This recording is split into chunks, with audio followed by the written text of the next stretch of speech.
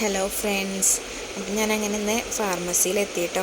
അന്ന് ആപ്രോണൊക്കെ ഇട്ട് ഞാനങ്ങനെ കുറച്ച് വർക്ക് ഉണ്ടായിരുന്നു, അതൊക്കെ ചെയ്യാൻ വേണ്ടിയിട്ടിരുന്നു. കുറച്ച് പർച്ചേസിങ് ഉണ്ടായിരുന്നു, അതുപോലെ കുറച്ച് റിപ്പോർട്ട്സൊക്കെ തയ്യാറാക്കാനുണ്ടായിരുന്നു. അങ്ങനെ എൻ്റെ വർക്കുകളൊക്കെ ചെയ്തുകൊണ്ട് ഇങ്ങനെ ഇരുന്ന് എൻ്റെ ഇടയിൽ കസ്റ്റമേഴ്സ് വരുന്നുണ്ടായിരുന്നു. അപ്പം ഞാൻ വീഡിയോ എടുത്തിട്ടുണ്ടായിരുന്നില്ല കേട്ടോ.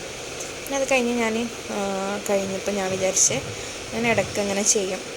കുറച്ച് ഷെൽഫുകളൊക്കെ ഇങ്ങനെ ഒന്ന് വൃത്തിയാക്കും, പൊടി മാറിയിട്ടുണ്ടാവുമല്ലോ.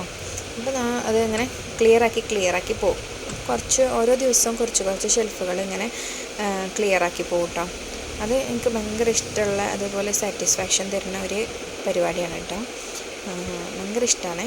അപ്പോൾ അതിങ്ങനെ ക്ലിയർ ചെയ്ത് പോയാൽ നമുക്ക് ഒരുമിച്ച് ബേർഡൺ ആവില്ല. നമ്മുടെ മെഡിസിൻസൊക്കെ നല്ല വൃത്തിയിൽ കിടക്കുകയും ചെയ്യും. നമ്മൾ ഓരോ ഫാർമസിയിലൊക്കെ ചെല്ലുമ്പോൾ ഇങ്ങനെ ശ്രദ്ധിക്കുമ്പോൾ ഒന്ന് ശ്രദ്ധിച്ച് നോക്കിയാൽ മതി. ഷെൽഫുകളൊക്കെ ഭയങ്കര ഡസ്റ്റി ആയിട്ടായിരിക്കും ഇരിക്കുന്നുണ്ടാവുക. അവരത് ക്ലീൻ ചെയ്തിട്ട് വർഷങ്ങളോളമായിട്ടുണ്ടാവും. അപ്പോൾ എനിക്കങ്ങനെ ആവാൻ താല്പര്യമില്ലാത്തതുകൊണ്ട് എനിക്ക് എപ്പോഴും നല്ല വൃത്തിയിൽ നീറ്റായിട്ടിരിക്കണം. മെഡിസിൻസ് അല്ലേ, നമ്മൾ കഴിക്കുന്ന മെഡിസിൻസ് അല്ലേ, അപ്പോൾ അതിലൊക്കെ പൊടിയൊന്നും പറ്റിയിട്ടിരിക്കണ്ടല്ലോ. കുഞ്ഞുങ്ങൾക്ക് കൊടുക്കുന്നതും ഒക്കെ ഉണ്ടാവും. അപ്പോൾ അതെടുക്കുമ്പോൾ നമ്മുടെ കയ്യിലായിട്ട് അത് ഉള്ളിലൊക്കെ ആവാനുള്ള ചാൻസ് ഉണ്ടല്ലോ. അപ്പോൾ ഞാനിങ്ങനെ വൃത്തിയാക്കും കേട്ടോ. അതങ്ങനെ വൃത്തിയാക്കലൊക്കെ കഴിഞ്ഞ് പിന്നെ ഞാൻ ഫ്രീ ആയിട്ടിരിക്കും. അതിൻ്റെ ഇടയിൽ കസ്റ്റമേഴ്സ് വരുന്നുണ്ടായിരുന്നു. പിന്നെ ഇതൊരു പ്രൊഡക്റ്റാണ് കേട്ടോ, വെനൂസിയ എന്ന് പറഞ്ഞിട്ടുള്ളൊരു മോയ്സ്ചറൈസിങ് ക്രീമാണ്. ഡോക്ടർ റെഡ്ഡീസിൻ്റെയാണ്. നല്ല ക്രീമാണ് കേട്ടോ. ഞാൻ വെറുതെ ജസ്റ്റ് ഒന്ന് പരിചയപ്പെടുത്തിയെന്നുള്ളൂ.